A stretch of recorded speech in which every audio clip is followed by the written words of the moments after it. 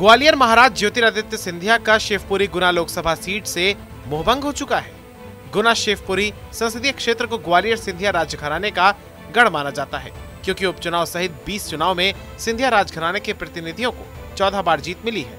केंद्रीय मंत्री ज्योतिरादित्य सिंधिया की दादी विजयाराजे सिंधिया 6 बार, पिता माधवराव सिंधिया 4 बार और खुद ज्योतिरादित्य सिंधिया चुनाव जीते हैं।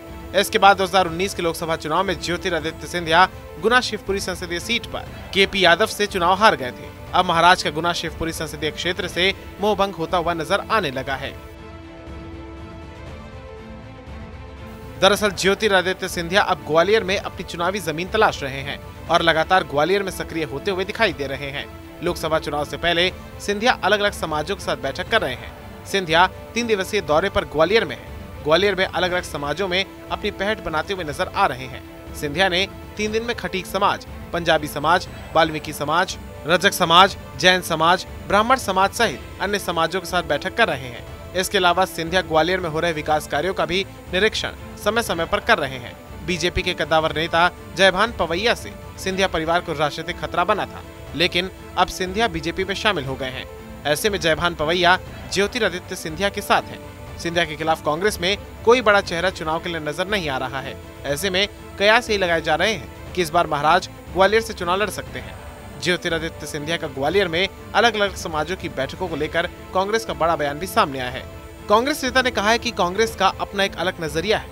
कांग्रेस सभी वर्गों को बांटने का काम नहीं करती है और मिलकर देश को चलाने का काम कांग्रेस ने किया है, जबकि भाजपा लोगों को जाति में बांटने का काम कर रही है। इसलिए सिंधिया अलग अलग समाज के लोगों के साथ बैठक कर रहे हैं।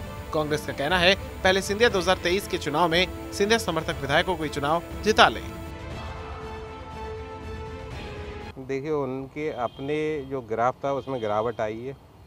कांग्रेस में इन सब चीज़ों की आवश्यकता उनको कभी नहीं पड़ी, लेकिन आज अपने अस्तित्व को बचाने की लड़ाई जो आज उनकी भाजपा में जाने के बाद है, भाजपा के टॉप लीडरों से उनकी जो सीधी सीधी लड़ाई आपको दिखाई दे रही है, इसमें उनकी जो आस्था है, मुझे लगता है कि जो विधानसभा चुनाव है उसमें सुपड़ा साफ हो जाएगा। उनके जितने विधायक उनके साथ गए थे उनमें से 1-2 भी जीत जाएँ तो बड़ी बात है। उसी आस्था को देखते हुए वो जाति वर्ग को बांटने में लगे हुए हैं। अलग अलग हर जाति का वो अपना एक प्रोग्राम रख रहे हैं, लेकिन इससे कोई लाभ होने वाला नहीं है। महंगाई और चरम सीमा पर है। आज आम आदमी बेरोजगार है। इन चीज़ों पर दिमाग लगाना चाहिए। उस पर से भटक चुके हैं और इन चीज़ों को मुद्दा बना के। तो क्या लगता है जिस तरीके से जिस कार्यकर्ताओं जाति अलग अलग जातियों से मुलाकात कर रहे हैं, तो क्या वो उनको 2024 के लिए वो तैयारी कर रहे हैं? देखिए, मैं आपको बता रहा हूँ कि इनसे कुछ होना जाना नहीं है। कांग्रेस के साथ हर जाति वर्ग है, गरीब वर्ग भी कांग्रेस के साथ है और इनको अलग अलग इकट्ठा करने से कुछ नहीं होगा। केवल प्रयास है उनका, वो कर लें और अपनी आस्था नहीं बचा पाएंगे। तो जिस तरीके से जैसे गुना में भी चुनाव लड़े थे, करारी हार मिली थी, बताया जा रहा है कि वहाँ से लड़ने की उम्मीद है, इसलिए ये सारी जातियों को एकजुट करने में। अरे तो क्या बुराई है? मैं तो उनसे ये कहना चाहता हूँ कि वो गुना से चुनाव लड़े और वहाँ भी यादव वर्ग का जो है सम्मेलन कर लें तो वो जीत जाएंगे चुनाव। जब वर्ग को वर्ग बांट ही रहे हैं तो वहाँ भी यादवों ने उनको हराया है, तो यादवों से अपना एक सम्मेलन वहाँ अलग रखें, गुर्जरों का रखें, कास्ट का रखें और वर्गों का रखें और वहाँ चुनाव जीतें। वहीं कांग्रेस के इस बयान पर बीजेपी ने पलटवार किया। सिंधिया ने कहा कि मैं उसमें रुचि नहीं रख रहा कि कांग्रेस क्या कर रही है। भारतीय जनता पार्टी की सोच है कि सबका साथ और सबका विकास और सबका प्रयास। उसी सोच और विचारधारा के आधार पर हमारा दायित्व है कि अलग अलग समाज को प्रदेश और देश के विकास में जोड़ा जाए। भारत एक गुलदस्ता है और उस गुलदस्ते में हर समाज का प्रतिनिधित्व होना चाहिए। सिंधिया परिवार का ग्वालियर के लोगों से प्राचीन संबंध है। इन उद्देश्यों के साथ अलग अलग समाजों के साथ बैठक कर रहे हैं। ग्वालियर सदैव एक गुलदस्ता रहा है और उसी गुलदस्ते को मजबूती प्रदान करना और सबको साथ में लेकर चलना हमारा दायित्व है। मैं उसमें रुचि नहीं रख रहा हूं कि कांग्रेस क्या कर रही है।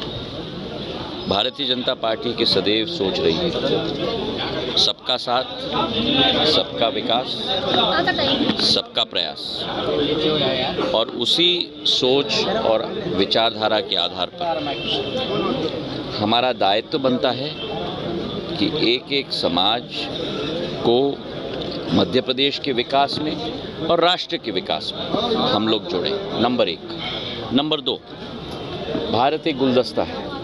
उस गुलदस्ता में हर एक समाज का प्रतिनिधित्व होना चाहिए और हमारा भी दायित्व बनता है कि समाज में जो रत्न है उन रत्नों को हम लोग समाज के साथ बैठकर उनको ढूंढें और एक एक समाज के साथ। आखिरी बात जो सबसे महत्वपूर्ण है, एक बहुत प्राचीन और पुराना रिश्ता सिंधिया परिवार का भी रहा है। तो इन तीनों उद्देश्यों के साथ समाज के साथ बैठक हुई है। आज बहुत अच्छी बैठक आदिवासी समाज की हुई है,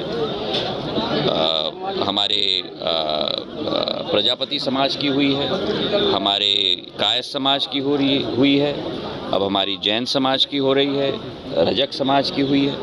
और ग्वालियर भी अपने आप में एक सदैव गुलदस्ता रहा है और उसी गुलदस्ते को मजबूती प्रदान करना और सभी को साथ में लेके। दरअसल कहानी ग्वालियर और सिंधिया की कहानी पुरानी है। ज्योतिरादित्य सिंधिया के पिता माधवराव सिंधिया की दुर्घटना में हुई मौत के बाद कयास लगाए जा रहे थे कि सिंधिया ग्वालियर लोकसभा सीट से चुनाव लड़ेंगे, लेकिन उन्होंने गुना शिवपुरी लोकसभा सीट से चुनाव लड़ा और 2002 में 4 लाख से अधिक वोटों से जीत गए। ज्योतिरादित्य सिंधिया अब लगातार ग्वालियर में सक्रिय हैं और अपनी चुनावी जमीन तलाश रहे हैं। अगर सिंधिया ग्वालियर से चुनाव लड़ते हैं तो कांग्रेस तो बाद में, सबसे पहले उनके सामने चुनौती होगी बीजेपी के पुराने नेताओं को एकजुट करने की।